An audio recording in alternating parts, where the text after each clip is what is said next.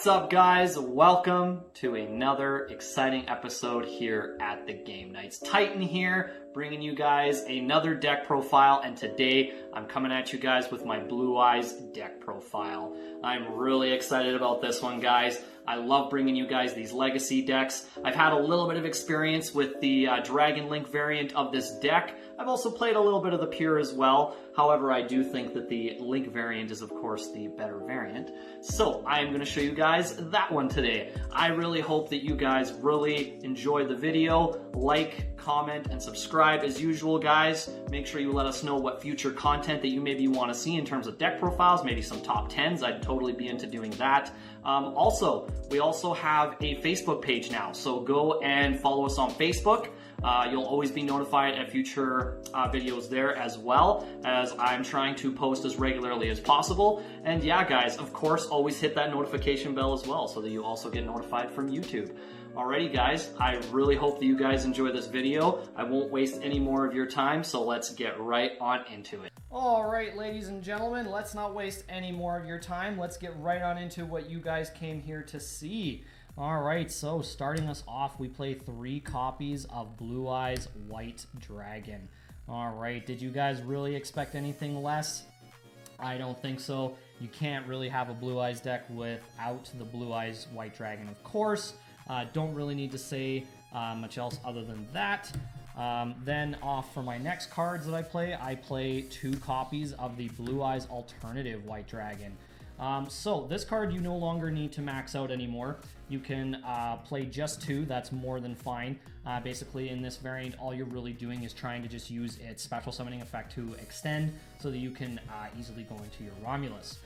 So yeah, basically what this card does is you just reveal one of your vanilla Blue Eyes, and then you can special summon your alternative. It does have a secondary effect, which sometimes comes up. Obviously, if you're going second, you can target a monster that your opponent controls and destroy it. So yeah, so that does come up sometimes, but most of the time it's just going to be that special summoning effect that you want. Then for my next cards that I play 3 copies of the Sage with the Eyes of Blue.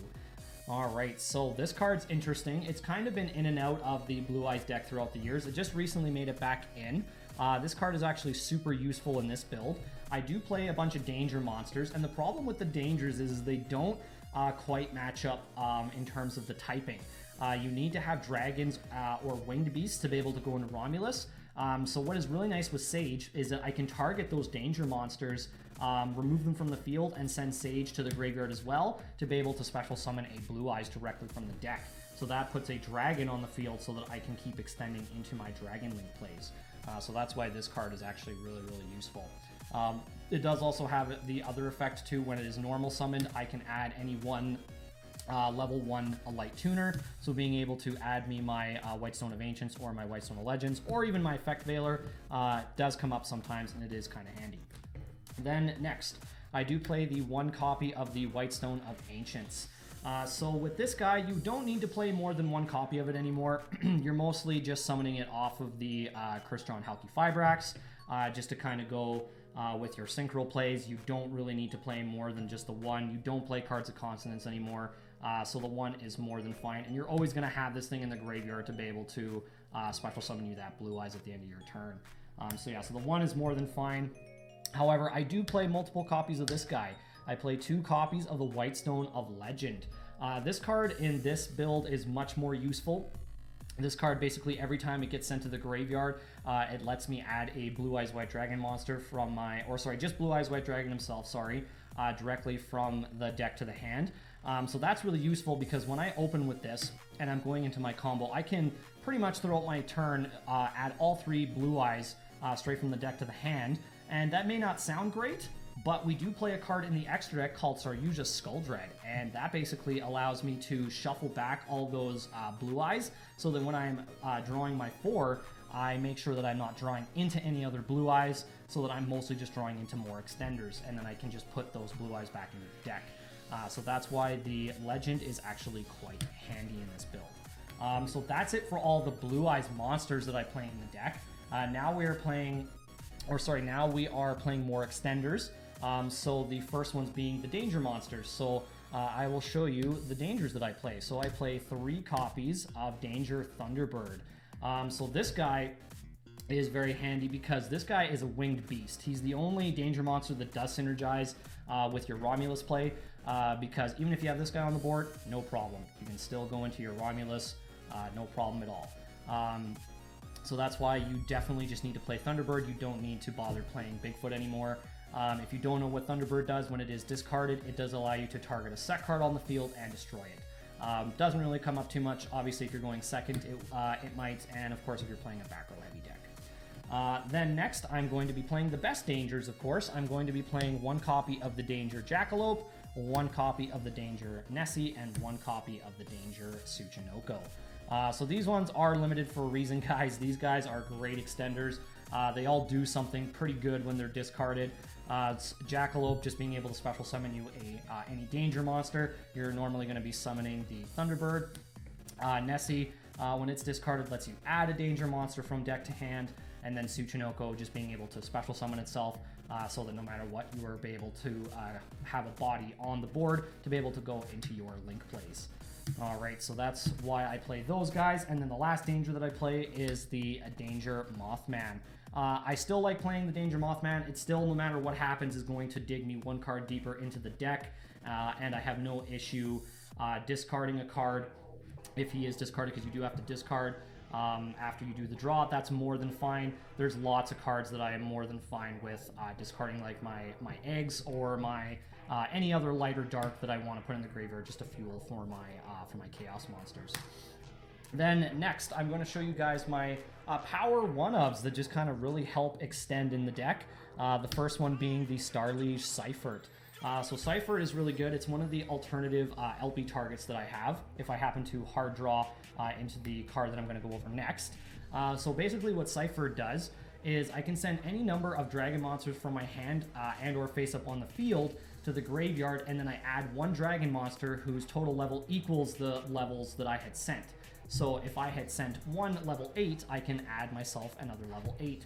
So I will add my chaos monsters if I didn't see them, say, in my opening hand, or I just wasn't able to search them through any other means. So then I will use Seifert to grab those. Also, it does have a second effect, where if it is in the graveyard, I can banish it to be able to add one level 7 or 8 light or dark dragon from my graveyard to my hand. Useful little recursion effect for sure. Then, like I said earlier, this is going to be your main LP target, the one Red Eyes Darkness Metal Dragon. 99.9% of the time, you are going to want to special summon this one off of the LP, as it is a great piece of extension. Just allows you to special summon one dragon monster from your hand or graveyard. Yeah, just a really useful piece of extension for sure. So like I said, I do play some Chaos monsters, the two being Chaos Dragon Levianeer and Chaos Emperor the Dragon of Armageddon.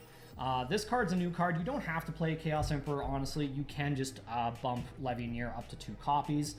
Basically, I just really like Emperor because it's super easy to special summon in this deck, just banishing one light and dark. And it is also a level 8 too, so it synergizes really nicely with the rest of the monsters. And then Levianeer is just fantastic. It's a super versatile card. Whatever situation you're in, you know, it'll have a different effect. If you banish 3 darks, you can snipe a card out of your opponent's hand. If you banish 3 lights, which is the effect I'm normally going to do, especially going first, you can target a monster in your graveyard and special summon it in defense. And then if you banish a combination of lights and darks, you are able to destroy 2 cards, or up to 2 cards on the field. So like I said, no matter what situation, Levianeer is going to be fantastic. So I love these cards. Definitely play them as some additional extenders in the deck. Then for my last one-off extender, I do play the 1 copy of Defrag Dragon. This card's kind of optional. You don't have to play it. I've seen some builds play 2 of it. I've seen some builds play none. I just play the 1 just because I do like to see as many extenders as possible to be able to go into my Romulus. Basically what Defrag Dragon does is that I can just discard any other monster in my hand and then special summon it. It does have an additional effect, but it is honestly completely irrelevant in this build. I'm mostly just using it just for that extension. Then for the last monster that I play that's not a hand trap, I play the 1 Dragoonity Phalanx. So with this card, it is the best card and the worst card all at the same time. This card you never ever want to see in your opening hand. It basically is your main brick of the deck, but If you don't open it, this card is absolutely fantastic. So what this card does is that when it is equipped to a Dragoonity monster, it allows you to special summon itself from the spell and trap zone. I will show you later in the profile what card allows you to do that. But yeah, you need to play this card. It is pretty much, unfortunately, the heart and soul of your Romulus combo, so you do need to play it. All right, so then, like I said, I do play hand traps. I play 6 hand traps in the deck. Just to kind of make my deck very versatile going first or second. These are completely optional, by the way, too. If you want to play different ratios of hand traps, you can. Also, if you want to play different hand traps than what I'm playing, that's totally fine. Or if you just want to keep, if you just want to play more extenders, you can do that as well. You can just kind of use my deck profile as kind of a guideline to what you could play in yours. But anyways, so the hand traps that I play 2 copies of Ash Blossom. Doesn't need too much explanation, really. You can bump this up to 3. It is one of the most useful generic hand traps in the game, outside of Impermanence and maybe Psy-Frame Gear Gamma. But yeah, this card is just really good. It's very versatile. It can kind of stop a multitude of different things. And then I do play 2 copies of the Effect Veiler. Don't really need to explain why he's in there. Also very useful because I can add him off of Sage. So yeah, so that's kind of neat. And then I do play 2 copies of the Ghost Ogre and Snow Rabbit. I will say that in today's metagame, being able to remove the card from the field to kind of stop your opponent from being able to extend further with their link plays is actually super underrated. It is absolutely like a fantastic effect. A lot of effects nowadays just negate the monster, and they don't destroy, so they keep it on the field for their opponent to be able to, you know, kind of keep going with their link plays. Ogre kind of alleviates that. It may not negate the effect, but removing the card from the field is super, super good. And it also can deal with continuous spells and field spells as well to be able to remove them. And of course, it also synergizes really well with your Chaos package, as they are light. All right, guys, so that is it for all of the monsters that I play in the deck. Before I get into the spells, I just want to give a quick update. I am going to be remastering my Dark Magician deck profile for you guys. I'm super excited to show you that. I do want to show you guys the deck in HD, and I did make a few changes. So definitely stay tuned for that. Hit that notification bell. Go follow us on Facebook so that you can get notified as to when that is coming out. I really hope you guys are enjoying the deck profile so far. And yeah, with saying that, let's continue on. So let's go right into the spells. So the first spell that I play is I play 3 copies of the Melody of Awakening Dragon. So this card has been a staple in Blue Eyes decks for quite a while now. Just being able to discard a card and then being able to add you basically up to 2 dragon monsters that have an attack of 3,000 and a defense of 2,500 or less. So basically you're going to add your Blue Eyes White Dragon in your alternative to get that free special. Or heck, you can even add your Chaos monsters as well, as they also fit the requirements. So you can add your Emperor Dragon as well. And they're not once per turn, so definitely play 3 of that. Then next, I do play 3 copies of the World Legacy Guard Dragon. This card is just another great extender in the deck, just being able to special summon a level 4 or lower dragon monster from your graveyard to your field, just to kind of keep going with your link plays. Definitely play 3 of it because you definitely want to see this card in your opening hand. It does actually also have a secondary effect that can come up sometimes and can be useful. Basically what it does is it allows me to move dragon monsters to different zones. So that can come in handy sometimes when I need to move around an Elp or an Elpie or a Pisty in order to get those effects to resolve. So yeah, so definitely a very handy piece of extension for sure. And then I do play a couple more Monster Reborn type extenders in the deck. I do play 2 copies of the Return of the Dragon Lords and 1 copy of Monster Reborn. You could just play 3 Return if you really want, but I just wanted to throw the Monster Reborn in. I just thought it was kind of fitting for a Blue Eyes deck. But yeah, don't really need to explain too much what these guys do. Return, just being able to special summon a level 7 or 8 dragon from my graveyard, and then Monster Reborn, of course, just special summoning any monster from either graveyard. Also keep in mind with Return, if your dragon monster happens to get destroyed by battle or by card effect, you can banish the Return just to be able to keep it alive. So don't forget that effect, guys. Very, very handy. All right. So then for the next cards that I play 1 copy of Dragon Shrine and 1 copy of Dragon Ravine. Both of these cards are kind of in here for the same exact reason. The nice thing about Ravine and why this is in here is because it is searchable through Romulus. If you happen to open the other card that you search through Romulus.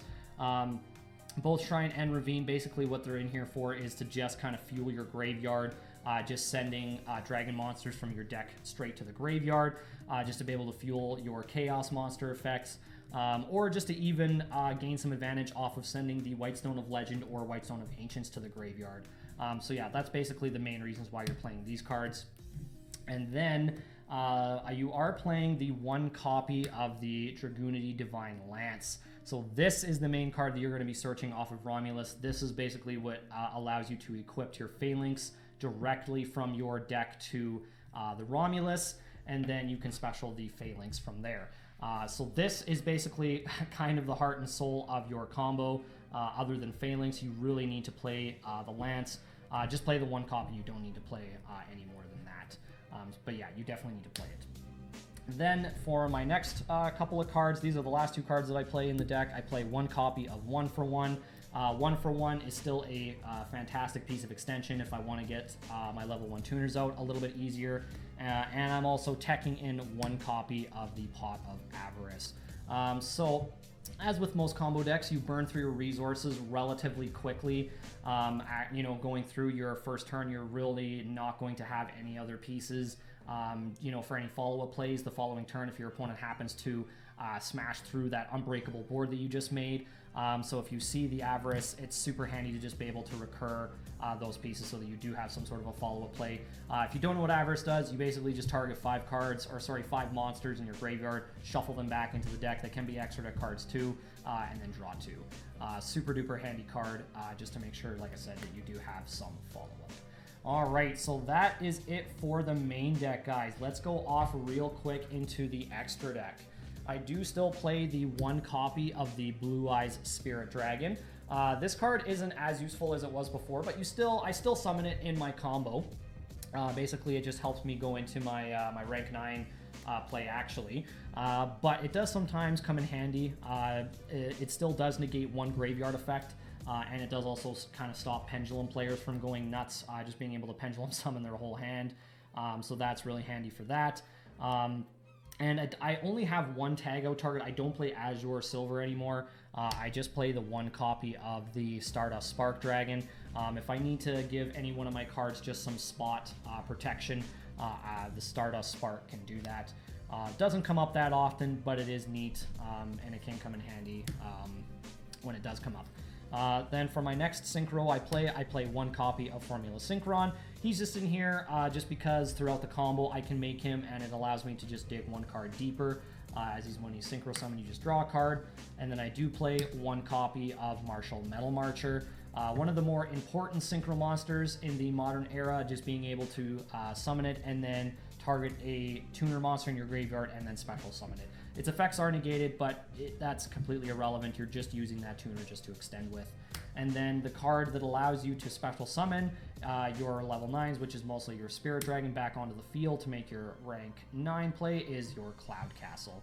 So yeah, this one, when it is summoned, just targets a level 9, special summons it, and then then you can make your rank 9 play from there. So that's why you play that one. Alright, so that's it for the Synchro monsters in the extra deck.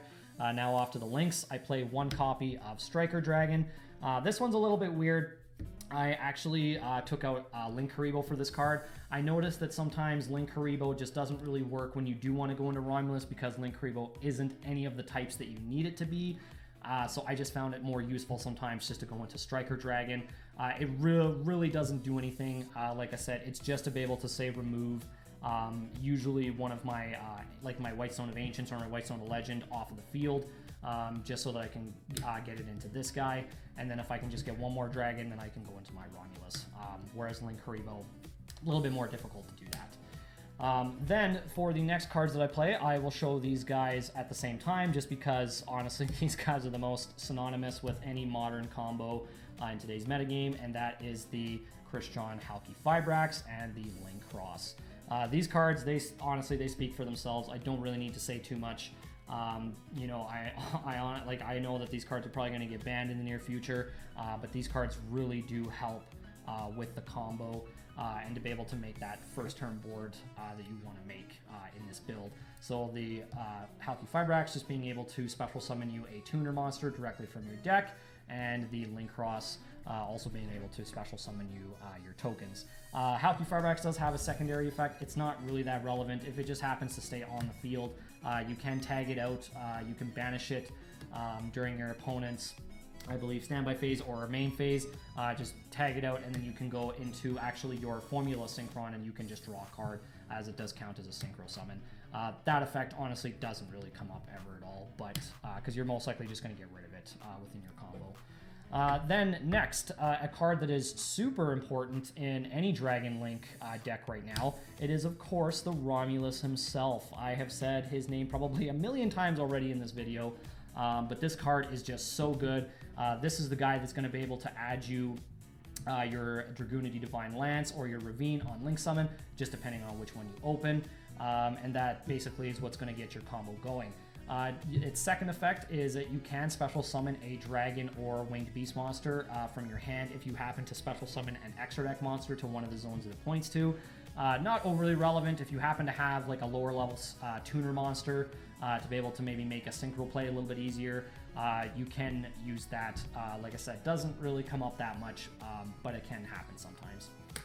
And then the cards that you're usually making after the Romulus, or underneath the Romulus, I should say, is your 1 copy of Guard Dragon LP and 1 copy of Guard Dragon Pisty.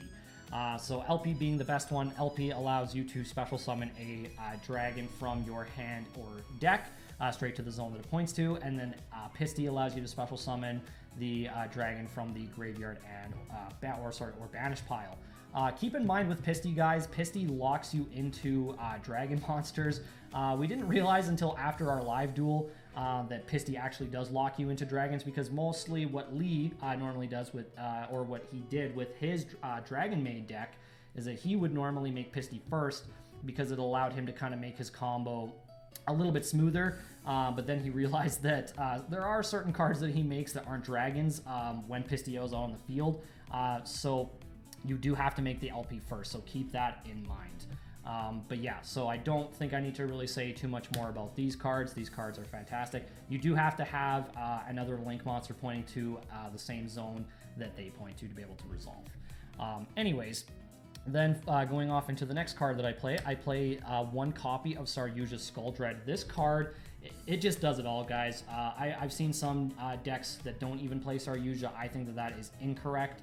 Saryuja's Skull Dread, just a fantastic piece of extension as well.